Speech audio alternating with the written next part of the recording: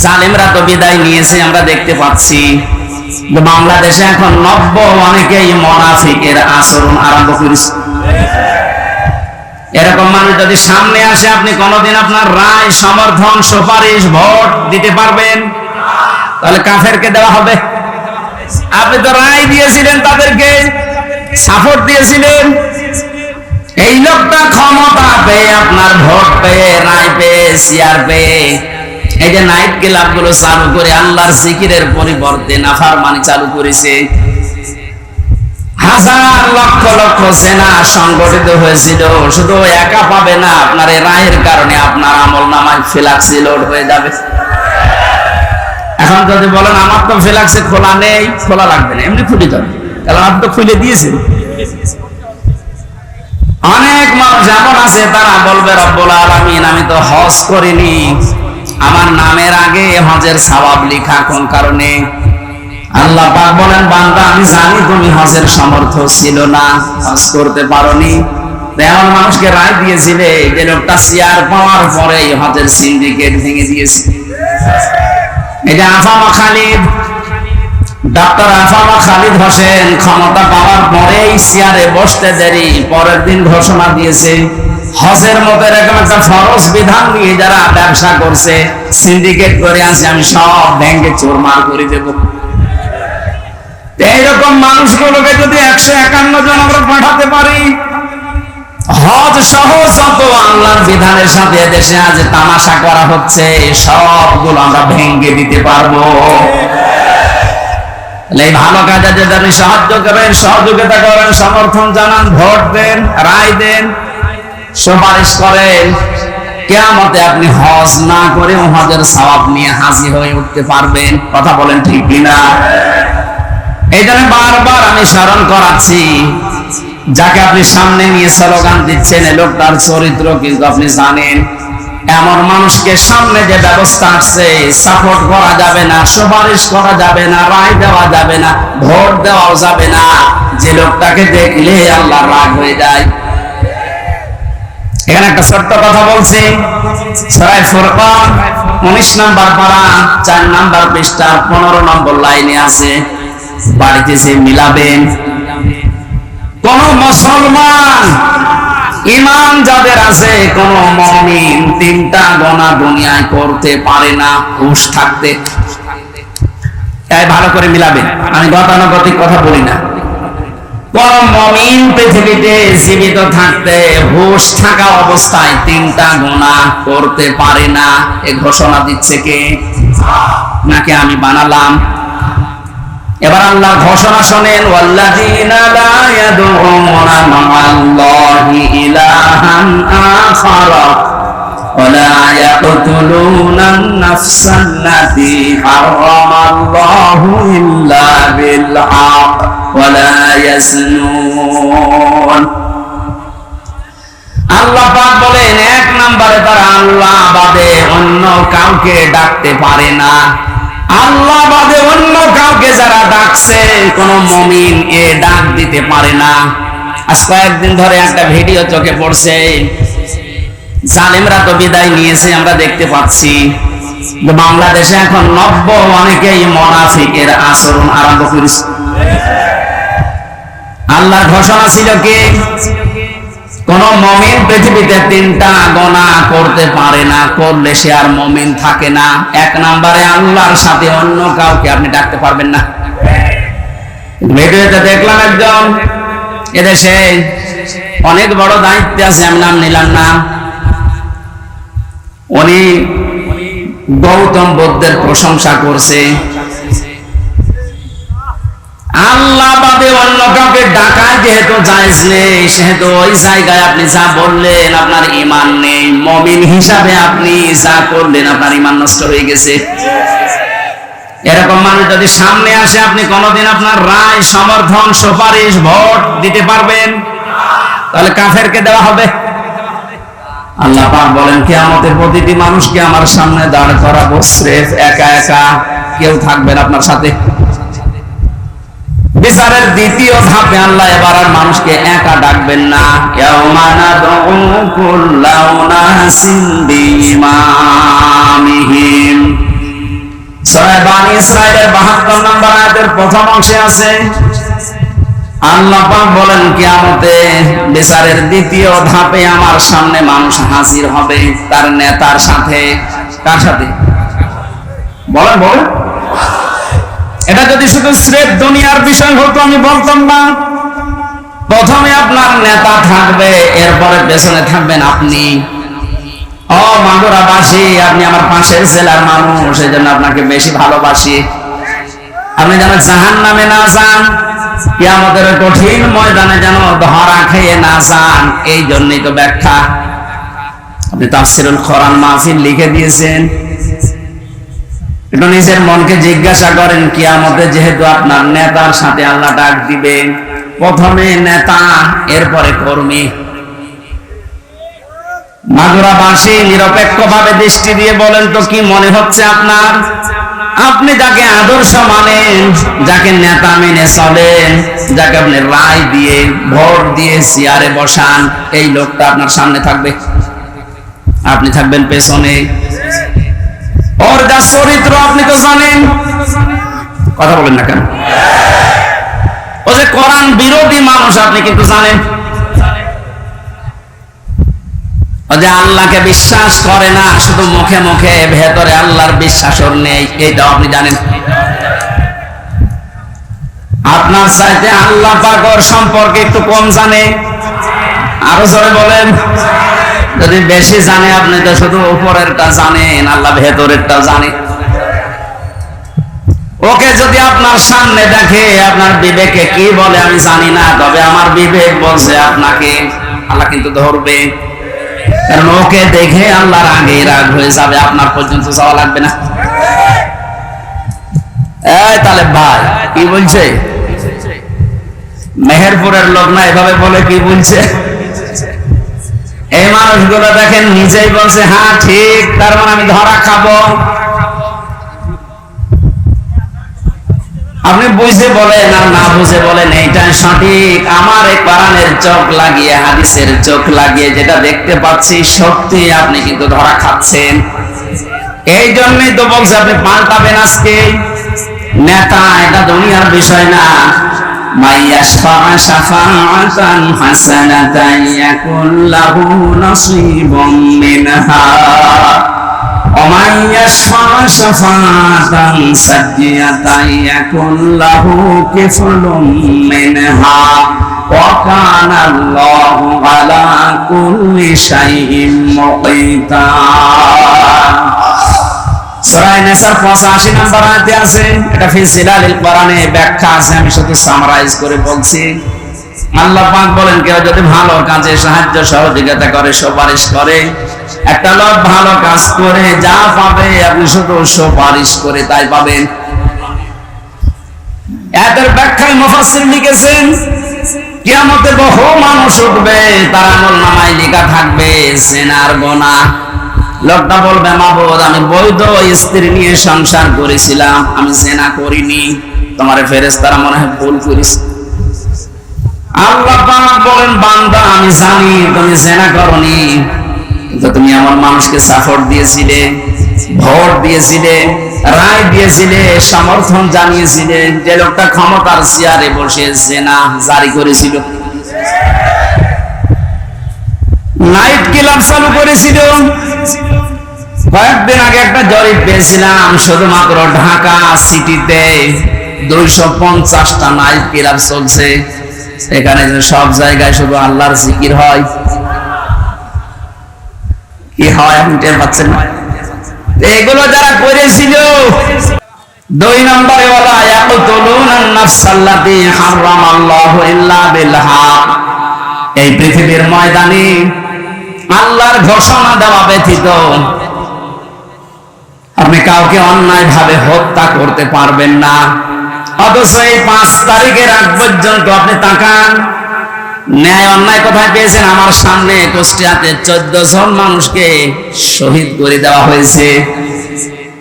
এই হত্যার সাথে টপ বটন একেবারে উপরের নির্দেশ, যত মানুষ জড়িত এরা একটা আর মুসলমান মুমিন নেই, বিপরীতটা হয়ে গেছে। এরা যদি সামনে আসে কোনদিন সুপারিশ করবেন, রায় দেবেন, ভোট দেবেন, সমর্থন জানাবেন। 3 নম্বরে ওয়ালা ইয়াজনুন, মুমিন কখনো সজ্ঞানে স্বইচ্ছায় হুঁশ থাকার পর জিনা করতে পারে না। কিন্তু বাস্তবতা আমরা পুরো উল্টা দেখেছি এই 17 বছর। এত বড় দরবেশ, ওর ফেরেশতা দেখেছেন মানুষের বউ জোর করে নিয়ে সংসার চালিয়েছে। জোরে বলেন নাউজুবিল্লাহ। কোরআনে কারীমের সূরা ফুরকানের আয়াত অনুযায়ী এই 3টা গুনাহ কোনো মুমিন করতে পারে না। সুতরাং যারা করছেন আপনারা মুমিন নেই। আর দেশে 96% মুসলমান কোনদিন আপনাদেরকে সাপোর্টও করতে পারে না। আমি আশা করছি আপনি কথা মেনে নেবেন, কারণ এটা আমার নিজের কথা না, আল্লাহর বক্তব্য। আমি শুধু অ্যাডভার্টাইজ করলাম। কথা বলেন না কেন? মানবেন কিনা আপনার বিবেককে জিজ্ঞাসা করেন। নবীকে যে আল্লাহ 7টা নামে ডাক দিলেন, তার প্রথম নাম যেহেতু ইয়াসিন ছিল, ইয়াসিনের 2 নাম্বার অর্থ হচ্ছে সাইয়্যিদুল বাশার। মানুষ হিসাবে দাবি করলে আপনাকে মুহাম্মদুর রাসূলুল্লাহ মাস্ট বি, তাকে আদর্শ নেতা মানায় লাগবে। কেউ যদি না মানে, আলাদাবুল মুফরাদের বর্ণনা, দুনিয়ায় যাদের আদর্শ, যাদের নেতা মুহাম্মদুর রাসূলুল্লাহ ছিল না, এই মানুষটা মরণের পরে বিনা হিসাবে, বিনা বিচারে জাহান্নামী। এটা আমি মানালাম। হ্যাঁ, এবার আসেন যে কথাটা বোঝানোর জন্য এতক্ষণ বারবার এদিকে ওদিকে যাচ্ছে, খুব খেয়াল করেন। মুহাম্মদুর রাসূলুল্লাহ সাল্লাল্লাহু আলাইহি ওয়াসাল্লাম এখন নেই, আছে? বলেন না কেন? উনি যে আমাদের আদর্শ, আমার নেতা, উনি তো নেই। আমি এখন দেখে মেনে চলবো কি করে?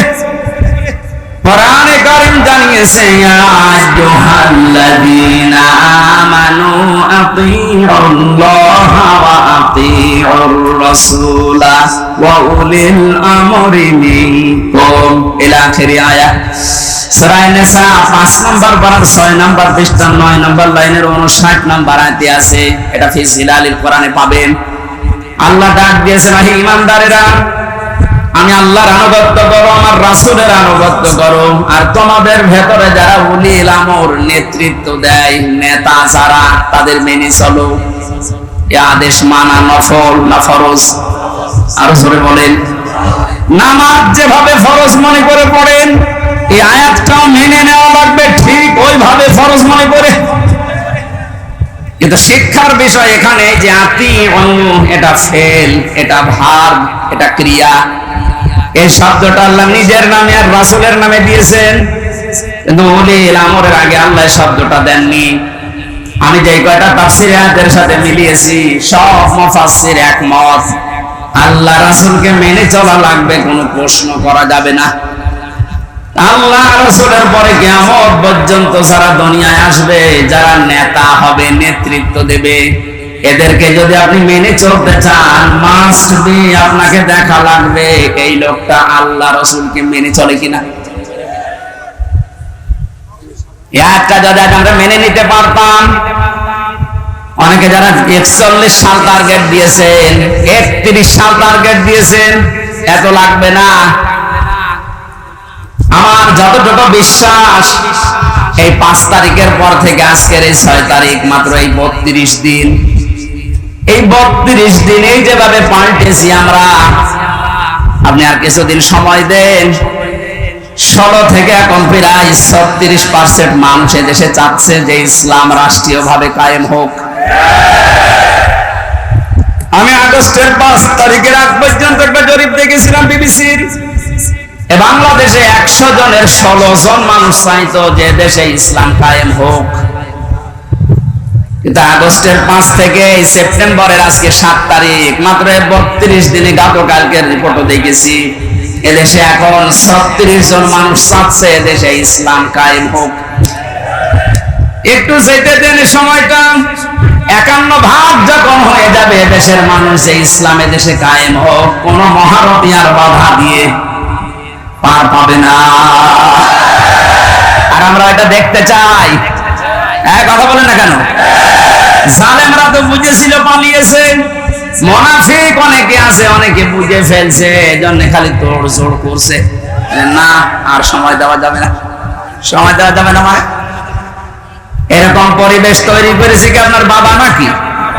যারা তৈরি করে দিয়েছে বৈষম্য বিরোধী ছাত্র আন্দোলনের এই নেতা কর্মী যারা, এরা যা বলবে তাই হবে। আপনি কোথাকার কে, কি করেছেন আপনি 17 বছর? আপনি এখন বড় বড় ইস্যু তৈরি করে নিয়ে আসতেছেন। যারা এভাবে স্বাধীন মুক্ত ভাবে জীবনে চলাফেরা করার পরিবেশ তৈরি করে দিয়ে গেল, তারা যা বলবে আমরা তাই মেনে নেব। বেশি বাড়বেন, জালেমরা বেশি বাড়ার কারণে এই পরিণতি হয়েছে। মুনাফিকরা যদি বেশি বাড়ে, মুনাফিকদের অবস্থা আরো শোচনীয় হবে। সবচেয়ে বেশি আশ্চর্য হয়েছে গত পরশুদিন, এই 17 বছরের ভেতরে কোন বড় জালেম হোক আর ছোট জালেম হোক, কেউ সাহস পায়নি যে কোরআনে কারিমের কথা মসজিদে বলতে দেব না, এরকম সাহস কেউ দেখায়নি। কথা বললেন না কেন?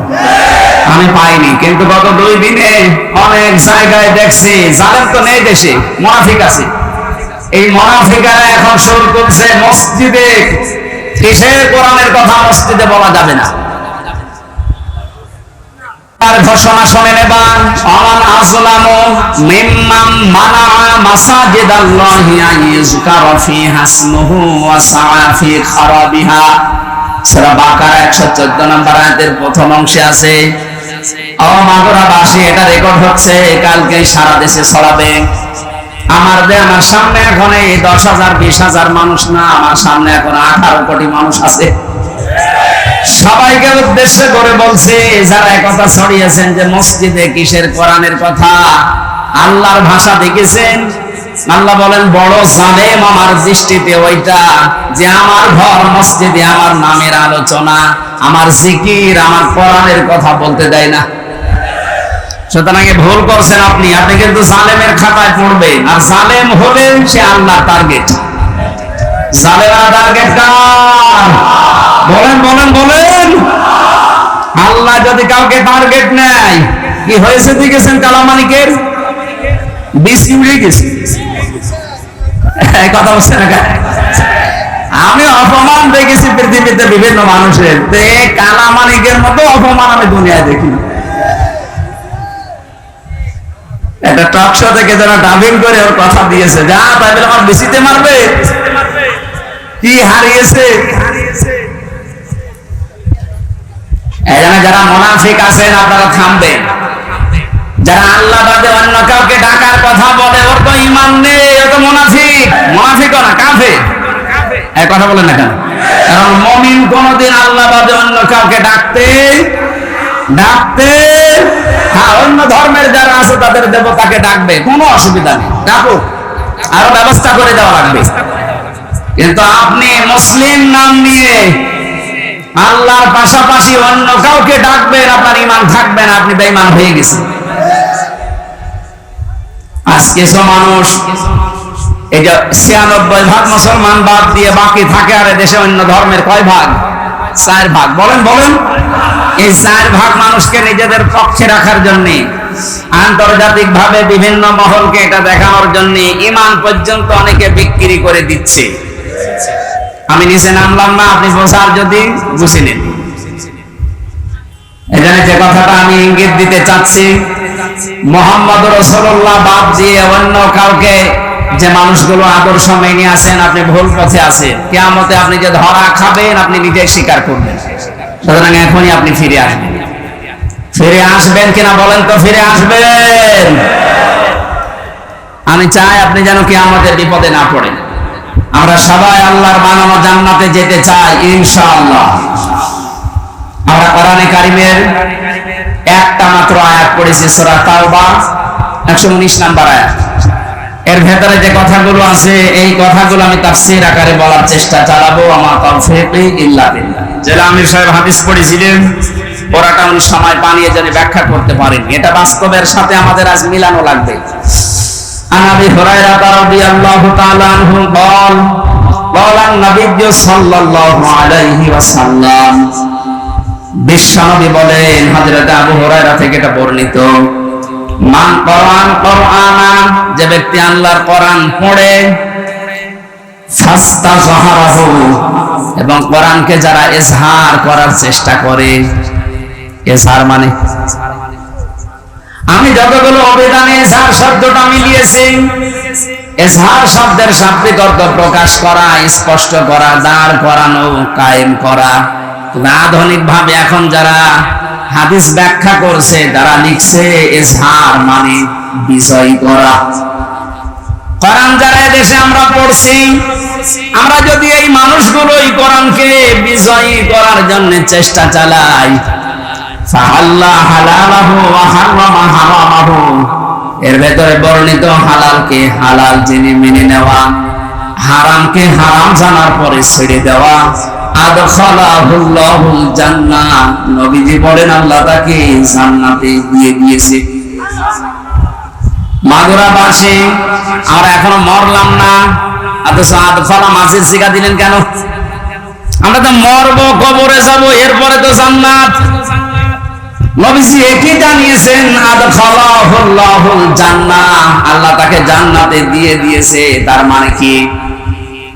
মুহাদ্দিসিন ইকরাম ব্যাখ্যা করতে গিয়ে হাদিসে লিখেছেন, সত্যি যদি কেউ কোরআন 4টা শর্ত মেনে পড়তে পারে, শুদ্ধ করে পড়ে, ওটা বোঝে, নিজে ওর উপরে আমল করে, আর ওটা মানুষের কাছে পৌঁছিয়ে দেওয়ার নিয়তে চেষ্টা করে, তাহলে কোরআন পড়ার অর্থ পেলাম কয়টা?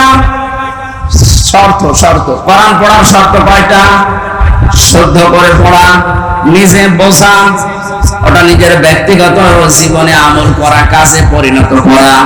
4 নম্বরে ওই কথাটা মানুষের কাছে পৌঁছিয়ে দেওয়ার জন্য চেষ্টা করা। এই 4টা শর্ত মেনে যারা কোরআন পড়ে এবং কোরআনকে যারা ইজহার করার, বিজয় করার চেষ্টা চালায়, যে ইজহার শব্দের শাব্দিক অর্থ যে বিজয়ী, এটার বাস্তব উদাহরণ সূরা সফের ভেতরে আল্লাহ দিয়েছেন, ওয়াল্লাযী আরসালা রাসূলাহু বিল হুদা ওয়া দীনিল হক লিইয়ুযহিরাহু আলা দ্দীনি কুল্লি ওয়া কাফা ওয়ালাউ কারিহাল মুশরিকুন।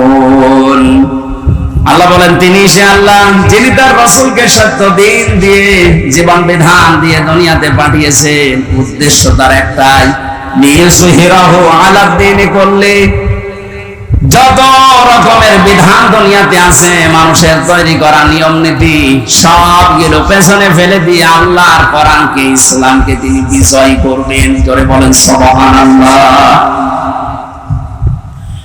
এই আয়াত এবং এই হাদিসের বাস্তবতা যেটা আমরা এখন টের পাচ্ছি, 53 বছর বাংলাদেশটা স্বাধীন হওয়ার পরে আমরা দেখেছি কোরআনে কারিমে ইজহার নেই, বিজয় নেই।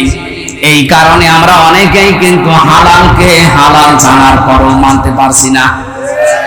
দেশে এরকম জায়গা নেই, কথা বলেন। হারামকে হারাম জানার পরও আমরা ছেড়ে দিতে পারছি না। ঘুষ দিয়ে চাকরি করা হালাল না হারাম? আরো জোরে বলেন।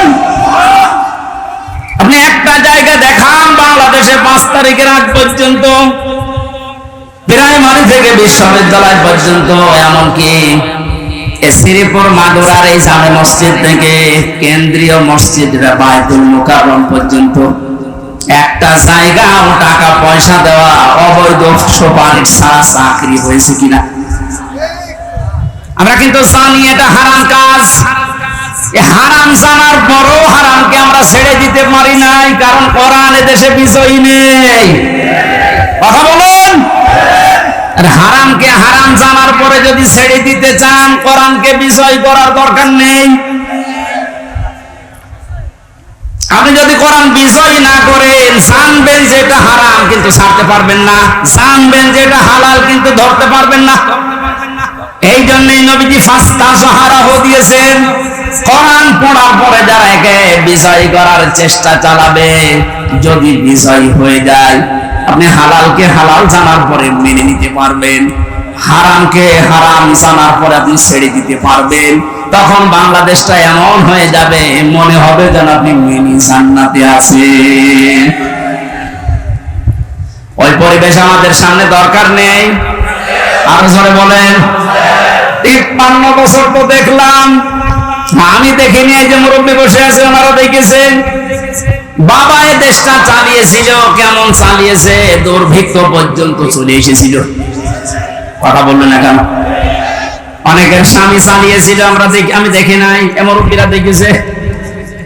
চাচা চালিয়েছিল 9 বছর, সে যেভাবেই হোক।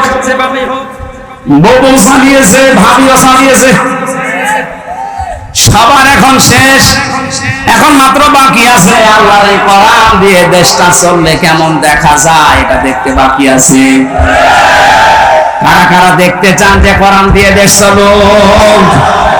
এই আন্দাজে হাত তুলবেন না, এটা কিন্তু ওয়াদা করছেন আল্লাহর সাথে। এই কোরআন দিয়ে বাংলাদেশের 56,000 বর্গ মাইল চলুক, এটা তো রাজনীতি। এটা রাজনীতি। এটা যদি কেউ রাজনীতি মনে করেন, হ্যাঁ এইটাই আমার রাজনীতি। আমরা চাই আল্লাহর বানানো বিধান দিয়ে আমাদের দেশ চলুক, তাহলে এটা মিনি জান্নাত হয়ে যাবে। বৈষম্য বিরোধী ছাত্র আন্দোলনে যে 9 দফা দাবি ছিল, এই বৈষম্যের কারণে আজ হাজারো মানুষ তার কাঙ্ক্ষিত জায়গায় যেতে পারে না।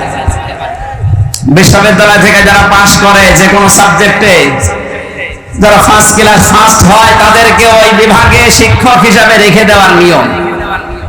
এই যে সাক্ষী আছে, জিজ্ঞাসা করেন।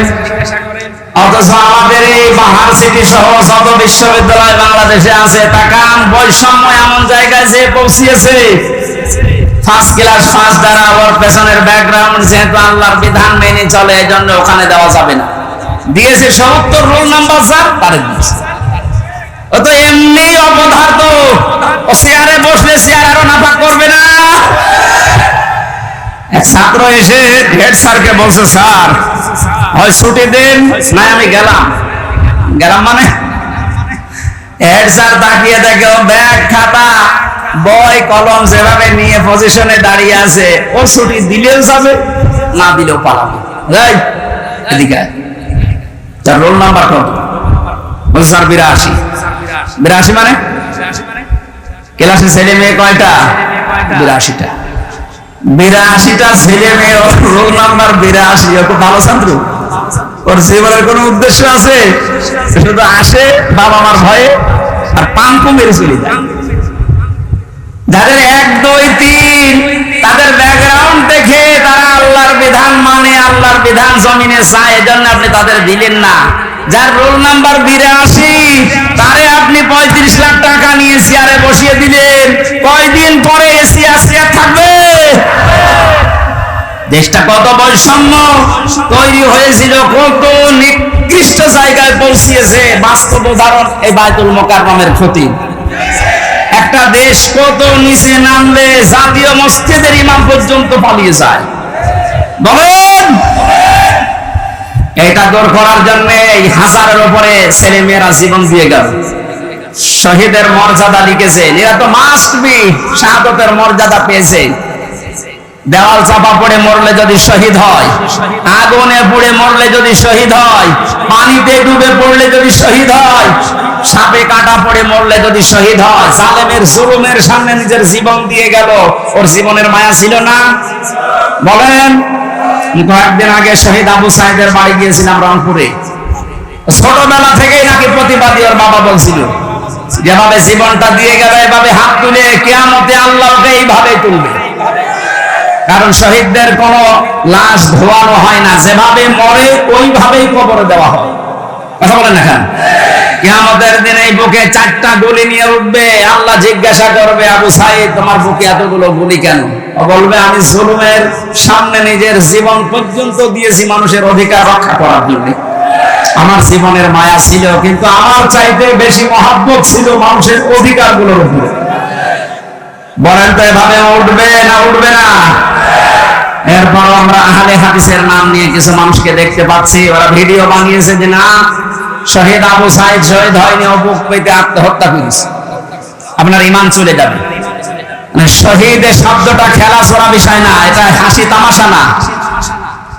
কোরআনে কারিমে আল্লাহ জানিয়েছেন, যারা শহীদ হয় এদেরকে মরে গেছে কথা আপনি বলবেন না। শুধু আপনি না, দুনিয়ার সবাইকে আল্লাহ নিষেধ করেছে, ওয়ালা তাকুলু লিমান ইউকতালু في سبيل الله أموات بل أحياء ولكن لا تشعرون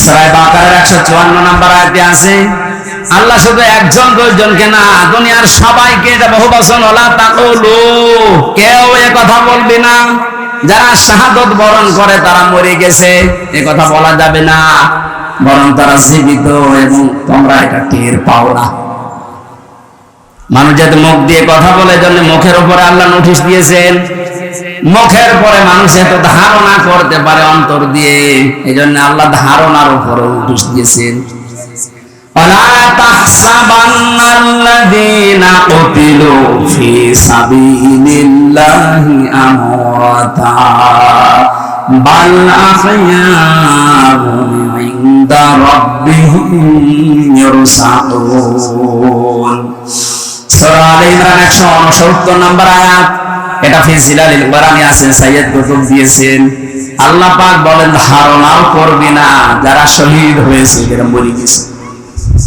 মুখে বলা নিষেধ ধারণা করা নিষেধ কারণ কি বালা হইয়া বরং তারা জীবিত ইনদা রাব্বিহিম ইরসাকুন এরা আল্লাহর কাছে রিজিক পাচ্ছে সুবহানাল্লাহ বলতে পারেন না শহীদরা যে মরে না রিজিক পায় আর খাবার খেলে যেহেতু রক্ত গোশত তৈরি হয় এর প্রমাণ আমি 5 দিন আগে গিয়েছিলাম গাইবান্ধা সাব্বির নামে একটা ছেলে শহীদ হয়েছিল এই 5 তারিখের আগে ছাত্র শিবিরের সদস্য ছিল শহীদ হওয়ার পরে ওকে কবরে দিয়ে 26 দিন না 27 দিন পরে তারে তুলেছে এই 27 দিন পরে দেখছে যে সমস্ত জায়গায় অস্ত্রের আঘাত লেগেছিল ওই জায়গাগুলো দিয়ে ফুঁকি দিয়ে রক্ত বের হচ্ছে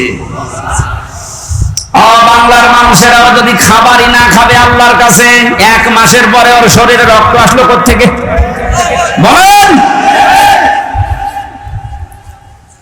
এখানে 1000-এর উপরে জীবন দিয়ে গেল ছাত্র এবং ছাত্রীরা 2700-র উপরে এখনো বাংলাদেশের বিভিন্ন হাসপাতালে অসুস্থ হয়ে আছে রাষ্ট্রের যারা দায়িত্ব পেয়েছেন এই সহজ অবস্থায় যাদের এই সমস্ত আত্মত্যাগের কারণে তখন মুক্ত পরিবেশে আমরা ফিরে আসতে পারলাম আমরা আহ্বান জানাবো এই অসুস্থ এই আহত মানুষদের প্রত্যেকের চিকিৎসার ব্যবস্থা রাষ্ট্র করবে এই দাবির সাথে আপনারা আছেন না ডক্টর মোহাম্মদ ইউনূস সাহেব যারা দায়িত্বে আছেন তাদের এই মুহূর্তে সবচেয়ে বড় দায়িত্ব এটা শহীদ আবু সাঈদের কবরে যদি যেতে পারেন এরকম 2700 আবু শহীদ এখন পর্যন্ত বাংলার বিভিন্ন হাসপাতালে কাতরাচ্ছে রাষ্ট্রীয়ভাবে টাকা পয়সা যত খরচ হয় হোক দেশে না হলে বাইরের দেশে নিয়ে যাওয়া লাগবে কেননা দ্বিতীয় স্বাধীনতার মহান জীবিত এই মানুষগুলো গাজী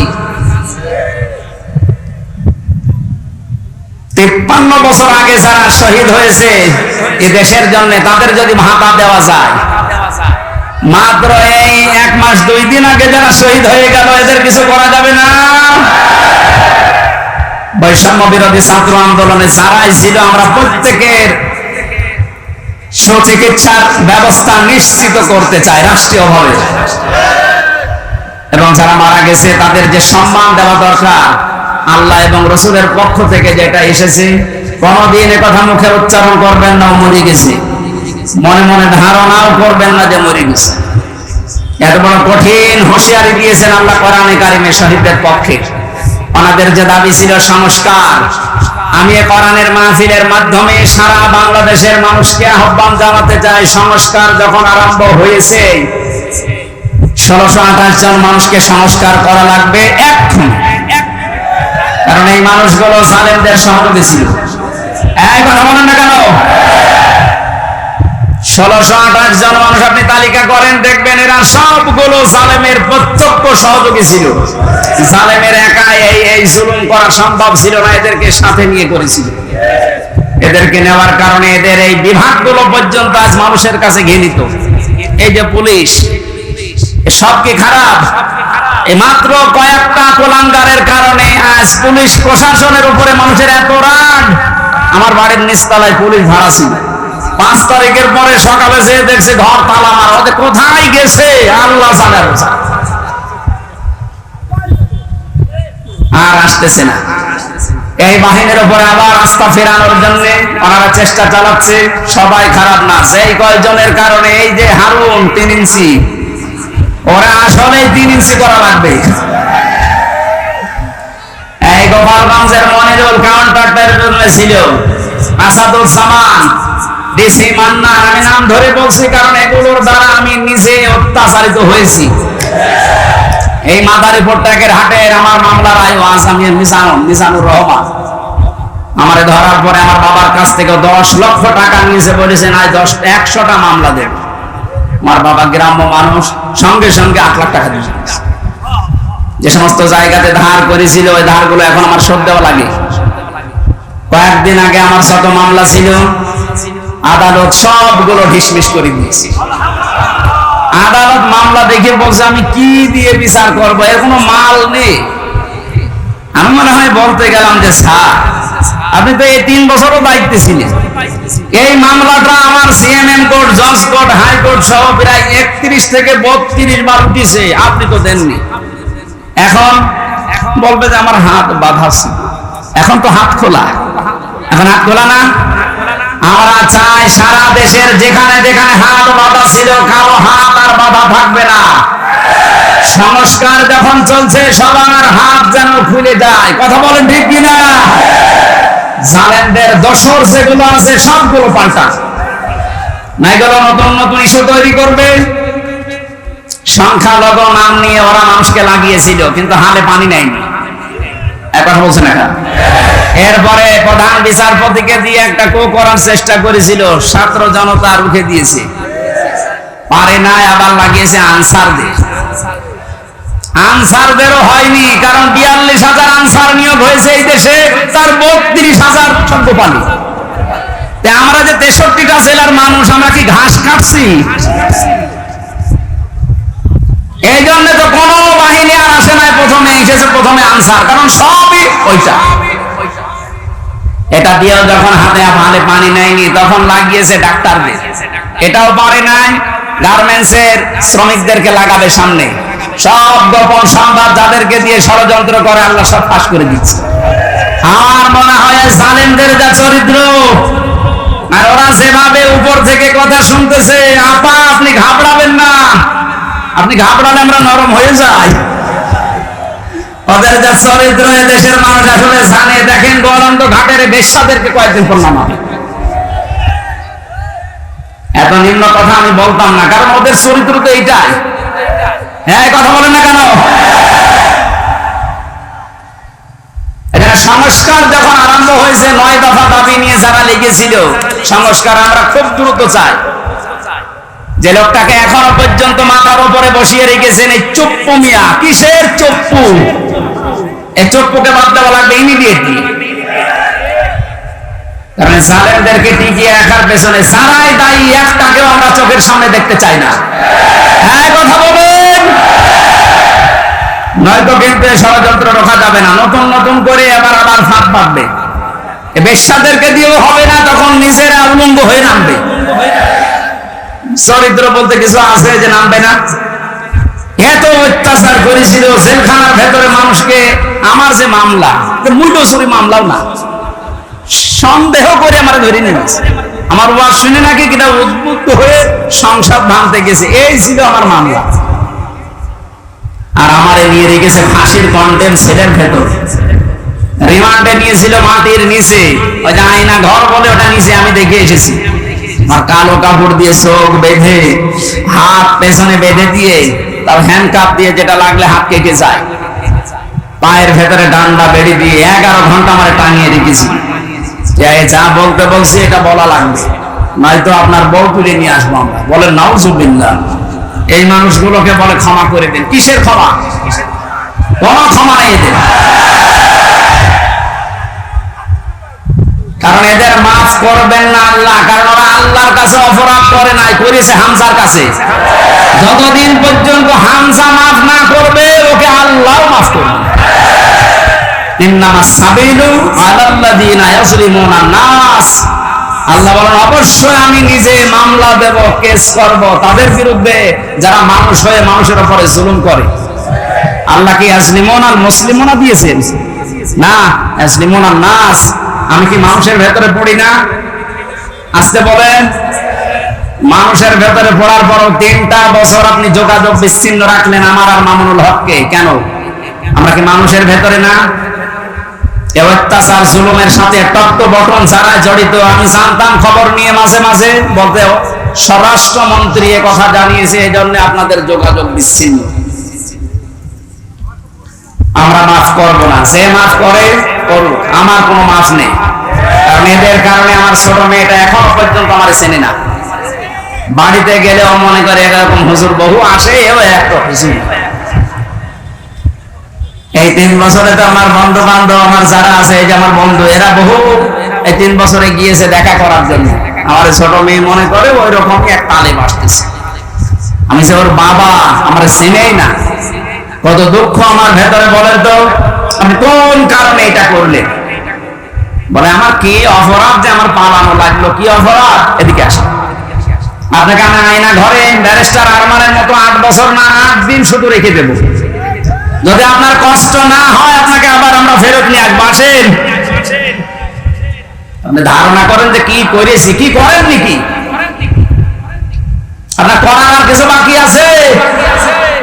বাংলাদেশের 18 কোটি মানুষ যদি আপনাদেরকে মাফ করে দেয়, ব্যারিস্টার আরমানের বউ জীবনও মাফ করবে। আমার আজমির নাম শোনেননি? একটা ব্রিগেডিয়ার জেনারেল, সেনাপ্রধান হওয়ার সব যোগ্যতা তার ভেতরে ছিল, আর তাকে 8-9 বছর মাটির নিচে কবরের ছেলে রেখে দিয়েছে। আপনি মানুষ, আর এর বড় বলে আমার কি অপরাধ? কি অপরাধ যদি দেখতে চান আসেন, আপনাকে আর হাতে কলমে দেখাচ্ছে। জালেম যারা, এই জালেমদের সংস্কার এই মুহূর্তে আমরা আহ্বান জানাচ্ছি, যারা দায়িত্বে আছেন, কোনো দেরি করা যাবে না। খুব তাড়াতাড়ি ছাত্র জনতার এইটাই আসল উদ্দেশ্য ছিল, যেন সংস্কার চায়। এখন আবার নতুন করে অনেক জালেম মুনাফিক যারা, এরা আবার এই বৈষম্য আরম্ভ করেছে। এই সংস্কারকে যারা রুখে দিতে চাচ্ছে, যে সমস্ত জায়গায় সংস্কার হওয়ার দরকার 5 তারিখের পর থেকে অনেক জায়গায় আরম্ভ হয়েছিল, এই মুনাফিকরা আবার ওই জায়গাগুলো চালু করেছে।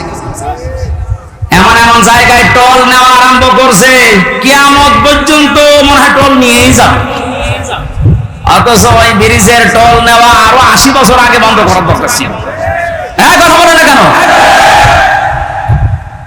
এরকম সব জায়গায় আমরা এখন দেখতে পাচ্ছি আবার এই জালেম তো আর নেই, মুনাফিকরা আবার এই মাথা ছাড়া দিয়ে উঠতেছে। এখানেও সংস্কার করা দরকার।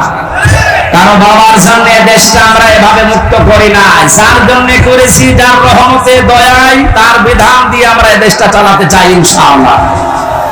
আমরা যেন গজবে না পড়ি, বিপদে না পড়ি, মুসিবতে না পড়ি, বিশ্ব যেন আমাদের দিকে ভালো নজরে তাকায়, সেই কথাগুলো আজকের তেলাওয়াতকৃত আয়াত সূরা তাওবার 119 নম্বর আয়াতে আছে। আপনাদের কষ্ট হচ্ছে? জবান খুলে বা কোরআন থেকে শোনার জন্য পড়েন। আউযু বিল্লাহি মিনাশ শাইতানির রাজিম। বিসমিল্লাহির রহমানির রহিম। ইয়া আইয়ুহাল্লাযীনা আমানু তাকুল্লাহা ওয়া কুনু মা'আস সাদিকিন। সাদাকাল্লাহুল আযীম। সূরা তাওবার নামকরণ, ঐতিহাসিক প্রেক্ষাপট, শানে নজুল, বাস্তব কিছু কথা মাতৃভাষায় বলা, এরপরে ব্যাখ্যা দেওয়া, বাস্তব সংক্রান্ত 5 নম্বরে মূল শিক্ষা নিয়ে আমরা বাড়ি যাব। এরকম 5টা বিষয় ছিল তাফসীর ইবনে কাসিরের ভেতরে। আমরা সবগুলো করতে গেলে আযান দিয়ে দেবে, জন্য তাড়াতাড়ি করছি। নামকরণের ভেতরে তাওবা শব্দটা আছে, এই জন্য সূরার নাম তাওবা। 2 নম্বরে আমরা মাতৃভাষায় অর্থ করছি, হে ঈমানদারেরা আল্লাহকে ভয় করো, সত্যবাদী যারা তাদের সাথে থাকো। এই নির্দেশ কার? আয়াতের ভেতরে আমরা 3টা বিষয় পেয়েছি। আমার ভাইরা, আল্লাহ রাব্বুল আলামিন জানিয়েছেন, ইয়া আইয়ুহাল্লাযীনা আমানু, মুফাসসির বলেন আল্লাহ যখন শুধু ঈমানদারকে ডাক দেন তখন তার কুদরতি হাত এভাবে উঁচা করে আদরের সাথে ডাকে, হে আমার ঈমানদারেরা। কারণ ঈমানদার ছাড়া পৃথিবীতে যত বেঈমান আছে এরা সৃষ্টি জগতের ভেতরে সবচাইতে বড় আল্লাহর কাছে নিকৃষ্ট। জোরে বলেন নাউজুবিল্লাহ। জীবনে কিছুই যদি আপনি না পান, জুলুম অত্যাচার নির্যাতনের স্টিম রোলার সহ্য করেছেন, তারপরও ঈমান ছাড়েননি, আপনি কিন্তু আল্লাহর কাছে উলাইকা হুম খায়রুল বারিয়া, সৃষ্টি জগতের আপনি শ্রেষ্ঠ একটা সৃষ্টি। জোরে বলেন সুবহানাল্লাহ। সৃষ্টি অপর পৃষ্ঠায় আছে, কোন মানুষ যদি ঈমান না আনে, যত বড় জায়গায় থাক, আল্লাহর দৃষ্টিতে উলাইকা হুম শাররুল বারিয়া, এরা আল্লাহর কাছে সবচাইতে বড় নিকৃষ্ট সৃষ্টি। জোরে বলেন নাউজুবিল্লাহ। আমরা যেহেতু ঈমান আনতে পেরেছি, বড় সম্পদ আমাদের কাছে আছে। এবার আয়াতের পরবর্তী দুইটা বিষয় মেনে নিতে পারলে যত রকমের বিপদ আপদ বাধা বিপত্তির সামনে আসার কথা সবগুলো আল্লাহ নিজের পক্ষ থেকে দূর করে দেবেন। কোরআনে কারিমে আয়াতের ব্যাখ্যায় পেয়েছি আমি, ওয়াজাহিদু ফিল্লাহি হাক্কা জিহাদি হুয়া জিতাবাকুম ওয়া মা জাআলা আলাইকুম ফিদ-দীনি মিন হারাজ ইলা আখির আয়াত। সূরা হজের ৭৮ নম্বর আয়াতের মাঝের অংশে আছে, আল্লাহ পাক বলেন যেভাবে চেষ্টা করা দরকার, সাধনা করা দরকার, জিহাদ করা দরকার, আমি আল্লাহর জন্য ওইভাবে চালাও। তোমাদেরকে আমি আল্লাহ নির্বাচিত করেছি। ও মাগুরাবাসী, এই যে এজেতেবা মানে নির্বাচিত করা, মনোনীত করা। নির্বাচিত করেন কে? আরো জোরে বলেন। তাহলে নির্বাচিত করা লাগে যার মাধ্যমে, তার নাম নির্বাচন। নির্বাচন করেই মানুষ নির্বাচিত হয়। অথচ এই 17 বছরের ভেতরে নির্বাচন কি আমরা দেখি নাই? যারা নির্বাচিত হয়েছে নির্বাচন ছাড়া, এরা সব বৈধ না অবৈধ? কথা বোঝেন? নির্বাচনের মাধ্যমে নির্বাচিত হওয়া লাগে। আমরা তো নির্বাচিতই হতে পারি নাই নির্বাচনের মাধ্যমে, নির্বাচন ছাড়াই আমরা নির্বাচিত হয়ে গেছি। সুতরাং দেশে যারাই দায়িত্বে ছিল এতদিন, একটাও বৈধ না, সবগুলো অবৈধ। হ্যাঁ, এখানে হুয়ার ফাইল, জাআলার ফাইল আল্লাহ নিজে। আল্লাহ পাক বলেন আমি যেহেতু নিজে নির্বাচিত করি লক্ষ লক্ষ নবীর উম্মত থেকে তোমাদেরকে, তোমাদের ভেতরে আবার যাদের ঈমান আছে আমি তাদেরকে কিন্তু আসল ভাবে নির্বাচিত করেছি। বহু নবী পর্যন্ত চেয়েছিল মুহাম্মদুর রাসূলুল্লাহর উম্মত হবে, কিন্তু তারা পারে নাই। আমি আল্লাহ তাদেরকে নির্বাচিত করি নাই। হযরত মুসা আলাইহিস সালাম তিনি চেয়েছিলেন, আল্লাহ তুমি নবী বানিয়েছো, খুশি আছি। নবী না বানিয়ে যদি মুহাম্মদুর রাসূলুল্লাহর উম্মত আমাকে বানাতে, আমি খুশি থাকতাম। আল্লাহ পাক যেহেতু তাকে নির্বাচিত করেননি, এজন্য তিনি নির্বাচিত হয়ে দুনিয়াতে আর আসবেন না উম্মত হয়ে। একজনকে করেছিলেন তিনি হযরত ঈসা নবী, তাকে আল্লাহ পাঠাবে ঠিক, কিন্তু নবী করে না, উম্মত করে। আমরা সেই পর্যায়ে আছি, এই নবীর উম্মত আমরা নির্বাচিত। এরপরে আবার আমাদের ভেতরে আছে ঈমান। আল্লাহ পাক বলেন ঈমানের উপরে থাকতে গিয়ে, আল্লাহর পথে যদি টিকে থাকতে গিয়ে বিপদ আপদ মুসিবত যন্ত্রণা দুঃখ এগুলো আসে, আমি আল্লাহ ওয়া মা জাআলা আলাইকুম ফিদ-দীনি মিন হারাজ। জাআলার ফাইল বা কর্তা সরাসরি আল্লাহ। দিনের উপরে চলতে গিয়ে ইমানদারদের যত বাধা বিপত্তি, যত ঝামেলা আসবে, এগুলো সব আল্লাহ নিজে দায়িত্ব নিয়ে সরিয়ে দেবেন। জোরে বলেন আল্লাহু আকবার। এটার বাস্তব আমরা কিন্তু দেখতে পাচ্ছি। এখন 5 তারিখে আমার মনে হয় আল্লাহ আয়াতটা কার্যকর করে দিয়েছে বাংলাদেশে। কত রকমের বাধা বিপত্তি, কত রকমের পাহাড় পাথর আমাদের উপরে ছিল, বুকের উপরে আল্লাহ নিজে দায়িত্ব নিয়ে সব ঘন্টার ভেতরে পাঠিয়ে দিয়েছে। এমন এমন পাথর আমরা মোড়ে মোড়ে দেখেছিলাম, একটা 30 মিনিটে যখন ঘোষণা হয়ে গেল যে পালিয়ে যাচ্ছে, বিকাল 5টা বাজতে বাজতে সারা দেশের কোন জায়গায় আর পাথর পেলাম না। কুষ্টিয়ার মোড়ে যে পাথরটা ছিল, বিকাল 5টা বাজতে বাজতে মাটির সাথে মিশিয়ে দিয়েছে বাংলার জনগণ। কত হাজার কোটি টাকা খরচ করে বাংলার এই 64 জেলা 560টা থানার উপরে আপনি এগুলো বানিয়েছিলেন। এই টাকাগুলো দিয়ে যদি আপনি রাষ্ট্রের কাজে লাগাতেন, যার জন্য এগুলো করলেন একটাও তো কাজে লাগে না, সব মাটিতে শুয়ে আছে। এখন টাকাগুলো আপনার বাবার টাকা ছিল না, টাকা ছিল জনগণের।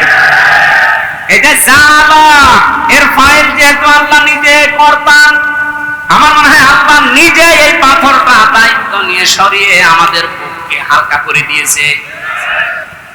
আলাম নাশরাহ লাকা সাদরাকা ওয়া ওয়াদা'না আনকা বিজরাক আল্লাযী আনকাযা যাহরাক।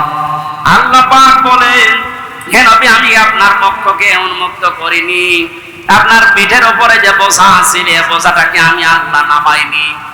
আমার মনে হচ্ছে আয়াতগুলো আল্লাহ 1500 বছর আগে না, এই 5 তারিখে সব নাযিল করেছে। কোরআনের পাখি সেই 15 বছর আগে ঘোষণা দিয়ে গিয়েছিল এমন একটা কালো গাঢ় অন্ধকার রাত আমাদের উপরে আসতেছে। মক্ষম ভাবে যদি মোকাবেলা করতে না পারে, সক্ষম ভাবে, তাহলে সুবহে সাদিক হওয়া বড় অসম্ভব। আল্লাহ নিজে দায়িত্ব নিয়ে সুবহে সাদিক আমাদের মাঝে এনে দিয়েছে। এজন্য আমরা যারা ঈমানদার, কোনো ভয় নেই, কোনো চিন্তা নেই। ঈমানদারদের ভয় চিন্তা আল্লাহ নিজের পক্ষ থেকে দূর করে দেয়। এর বাস্তব প্রমাণ শহীদ মীর কাশেম আলী। আমাকে এক কারারক্ষী বলছিল, হামজা ভাই, এই লোকটার যেদিন ফাঁসি হবে মাত্র 3 ঘন্টা বাকি আছে। আমি বললাম, স্যার আপনার ফাঁসি হবে 3 ঘন্টা, আপনি এবার প্রস্তুতি নেন। শহীদ মীর কাশেম আলী কারারক্ষী কুতুবউদ্দিন, এই যে রাজবাড়ি বাড়ি, আমার বলছে, হুজুর শেষ পর্যন্ত আমারে ডাক দিয়ে বলে, ভাই আমি ঘুমিয়ে গেলাম, 2 ঘন্টা পরে আমারে ডাক দেবেন। দেখলাম ঠিক ঘুমিয়ে গেছে। 2 ঘন্টা পরে ওনারে ডাকলাম রাত 9টায়, যেহেতু 10টায় একে ওনার ফাঁসি। ওঠার পরে গোসল করে ওযু করার পরে 2 রাকাত নামাজ আদায় করলেন। এশার নামাজ শেষ করে 2 রাকাত নামাজ আদায় করে আমারে বলছে, কারারক্ষী ভাই সাল্লাত শাহজাহানকে ডাক দে, আমি রেডি হয়ে গেছি। কারারক্ষী আমারে বলছে, আমির হামজা ভাই, আমার মনে হচ্ছে উনি শ্বশুর বাড়ি যাওয়ার জন্য ব্যস্ত, অথচ মাত্র 1 ঘন্টা আছে। ও বাংলার মুসলমানের, আপনার কি মনে হয় এই কঠিন পরিস্থিতিতে, অথচ তার ছেলেটা গুম হয়ে আছে, ব্যারিস্টার আরমান, তার স্ত্রী অসুস্থ হয়ে আছে, তার দলের লোক হাজার হাজার পালিয়ে বেড়াচ্ছে, জেল খাটতেছে, 24 ঘন্টা তার দলীয় লোকজন আতঙ্কে আছে। এই অবস্থায় সে বলছে, আমি 2 ঘন্টা ঘুমিয়ে নিলাম, আমারে ডেকে দেন। আপনি বলেন তো ওই সময় কি ঘুম আসার কথা? কেন ঘুম এসেছে? কারারক্ষী বলছিল, ভাই ওনার ঘুম আসলো কি করে, আমার এখনো মাথায় ধরে না। আমি বললাম, আমার ধরেছে। আল্লাহ পাক বলেন, ইন্নাল্লাযীনা ক্বালু রাব্বুনাল্লাহু সুম্মা ইসতাকামু তাতানাজ্জালু আলাইহিমুল মালাইকা। যারা এই কথা দুনিয়ায় বলতে পারে আমাদের রব আল্লাহ, আর এর উপর টিকে থাকতে পারে, আল্লাহ ফেরেশতা নাযিল করে তাদেরকে শুধু সাহায্যই করে না। এটা যেহেতু তাতানাজ্জালু মুজারে, বর্তমান, ভবিষ্যৎ, প্রেজেন্ট, ফিউচার, মালা কন্যা দিয়ে আল্লাহ মালাইকা বহুবচন দিয়েছেন। যারা আল্লাহকে রব বলার পরে সত্যিই টিকে থাকতে পারে ইখলাসের সাথে, তাওয়াক্কুল করে, মাস্ট বি আল্লাহর ওয়াদা আল্লাহ পূরণ করবে, তাদের জন্য ফেরেশতা আল্লাহ নাযিল করবে। ফেরেশতাদের এসেছিল তার প্রমাণ, আল্লাহ তাখাফু ওয়ালা তাহজানু। ফেরেশতারা বলতে থাকে, কোনো ভয় পাবেন না, কোনো চিন্তা নেই। কিসের ভয়, কিসের চিন্তা? তাফসীরে ফি জিলালিল কোরআন সাইয়্যিদ কুতুব লিখেছেন, আমাকে যখন ফাঁসি দেওয়া হয়, যে ইমাম এসেছিল কালেমা পড়াতে, আমি ডাক দিয়ে বললাম, আপনি আমাকে কালেমা পড়াবেন, এর জন্য রাষ্ট্র আপনাকে বেতন দেবে, অথচ এই কালেমার দাওয়াত দেওয়ার কারণে আজ আমাকে ফাঁসি দেওয়া হচ্ছে। সুতরাং ইমাম ভালো করে শোনেন, আপনার কালেমা আর আমার কালেমা এক কালেমা না। আল্লাহ তাখাফু ওয়ালা তাহজানু, সাইয়্যিদ কুতুব আয়াতের ব্যাখ্যায় তিনি লিখেছেন, ফেরেশতা যখন কানের কাছে এসে বলতে থাকে কোনো ভয় নেই, কোনো চিন্তা নেই, আপনার ছেলে মেয়ের জন্য, আপনার দলের লোকের জন্য, ব্যবসা প্রতিষ্ঠানের জন্য আপনার চিন্তা আসতে পারে, ভয় হতে পারে, আল্লাহ নিজে ওইগুলোর দায়িত্ব তার কুদরতি হাতে তুলে নিয়েছে। মাগুরার মুসলমানেরা, আমার তো 100% বিশ্বাস হচ্ছে শহীদ মীর কাসেম আলী 3 ঘন্টা ফাঁসি, এর পরে 3 ঘন্টা পরে যার ফাঁসি হবে, 2 ঘন্টা যেহেতু ঘুমিয়েছে, অবশ্যই মাস্ট বি ফেরেশতা ওনার কানের কাছে কিছু শুনিয়েছিল, নাই তো ঘুম আসার কথা না। আমার তো কোনো চিন্তা টেনশন ছিল না, তারপর আমার ঘুম আসতো না 3 বছর। আর যার মাত্র 3 ঘন্টা পরে দুনিয়া থেকে বিদায় নেবে, তার ঘুম আসে কি করে? আপনার শুনতে যত সহজ মনে হচ্ছে, বিষয়টা অত সহজ না। ওই জায়গায় যদি আপনি পতিত হতেন, বুঝতেন যে বাস্তবতা কত কঠিন। কিন্তু ওরা এমন সাহস করে নিয়েছে, আল্লাতি কুনতুম তুআদুন, ফেরেশতা বলে চিন্তা করবেন না, আল্লাহ তো সব দায়িত্ব নিয়ে নিয়েছে, ওই জান্নাতের সুসংবাদ নিয়ে এসেছি। ওয়া আবশিরু বিল জান্নাতিল্লাতি কুনতুম তুআদুন, ওই জান্নাতের সুসংবাদ গ্রহণ করেন, যে জান্নাতের ওয়াদা আল্লাহ নিজে আপনার সাথে করেছেন। জোরে বলেন সুবহানাল্লাহ। বাংলার মুসলমান, আমাদের কোনো পুঁজি নেই, একটা পুঁজি আমাদের আছে, আমরা ইমানদার। আরো জোরে বলেন, এটা দুনিয়ার সবচেয়ে বড় পুঁজি আমাদের। ইমানদারকে আল্লাহ বেশি ভালোবাসেন, এই জন্য ডাক দিয়েছেন ইত্তাকুল্লাহ, আমি আল্লাহকে ভয় করো। মুফাসসির যারা এখানে আছে, যারা আলেম আছে, কোন মানুষ যদি আমরা আল্লাহকে ভয় এই শব্দটা বাস্তবে দেখাতে পারি, দুনিয়ায় 9টা আর আখিরাতে 27টা উপকার আল্লাহ নিজে করবেন বলে কোরআনে ঘোষণা দিয়েছেন। এতগুলো ব্যাখ্যা করতে গেলে অনেক সময় লাগবে, এজন্য আমি এক কথায় বলছি, তাকওয়া মানে আল্লাহর ভয়, ঠিক আছে, কিন্তু যে যেখানে যেই কাজ করবেন, ওই কাজ করার আগে শিক্ষা এবং প্রশিক্ষণ নেওয়ার মাধ্যমে বাস্তব জীবনে ওই কাজটা সুচারুরূপে আঞ্জাম দেওয়ার নাম তাকওয়া। আশা করছি কথা বলে গেছে। এই তাকওয়া যদি কেউ অর্জন করে, তাদেরকে আল্লাহ জানিয়েছেন কোনু মা সাদিকিন, সত্যবাদীদের সাথে থাকবা কাজে এবং কর্মে, তাহলে ধ্বংস আসবে না, বিপদ আসবে না, মুসিবত আসবে না, গজব আসবে না। আমরা যেহেতু এখন সত্যবাদীদের সঙ্গে থাকার জন্য আল্লাহর ঘোষণা শুনলাম, মরণের আগ পর্যন্ত আল্লাহর ভাষায় যারা সত্যবাদী, তাদের সাথে থাকতে রাজি নেই। আরো জোরে বলেন, আল্লাহর ভাষায় সত্যবাদী কারা? যারা জুব্বা গায়ে দেয়, যারা পাগড়ি মাথায় দেয়, যারা শুধু মসজিদে বসে বসে আল্লাহ আল্লাহ জিকির করে, এরাই কি সাদিকিন, সত্যবাদী।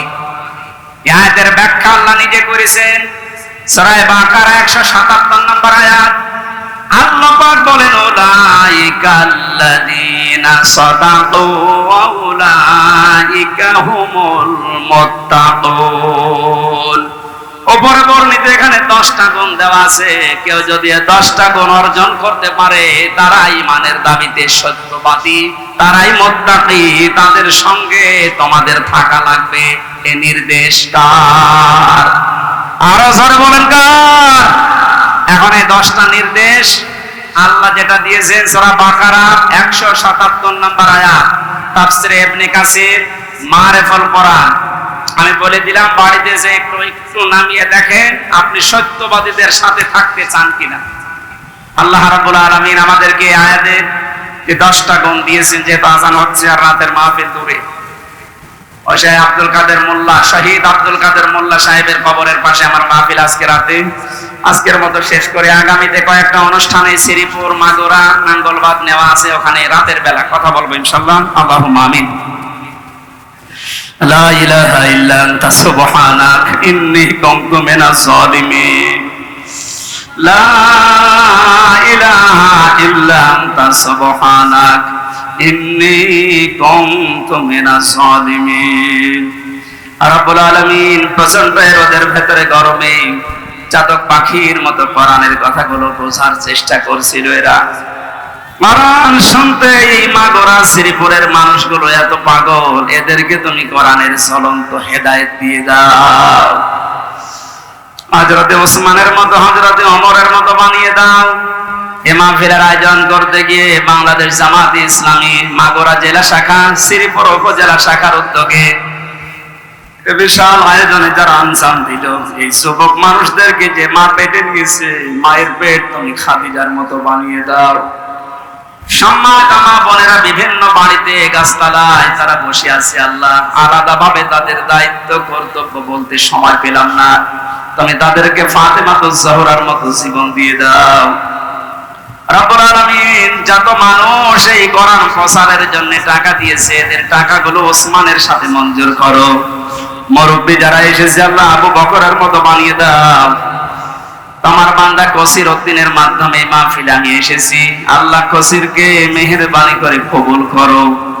তার সন্তানাদি, স্ত্রী, মা বাবা দুনিয়া থেকে যারা বিদায় নিয়েছে তাদের মাফ করে দাও। যারা বেঁচে আছে হায়াতে তাইয়্যিবা সিহাতে কুল্লিয়া দান করো।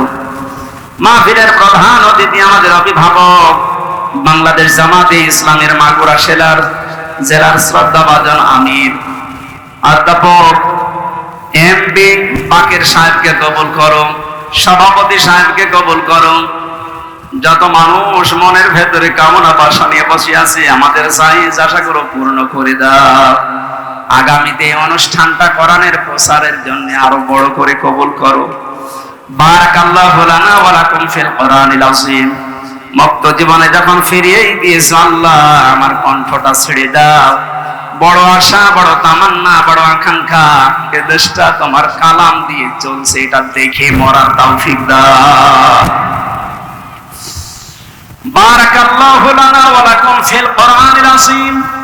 মরণ আসলেই যেন মুক্তি অটোমেটিক বের হয়ে যায়। লা ইলাহা ইল্লাল্লাহু মুহাম্মাদুর রাসূলুল্লাহ।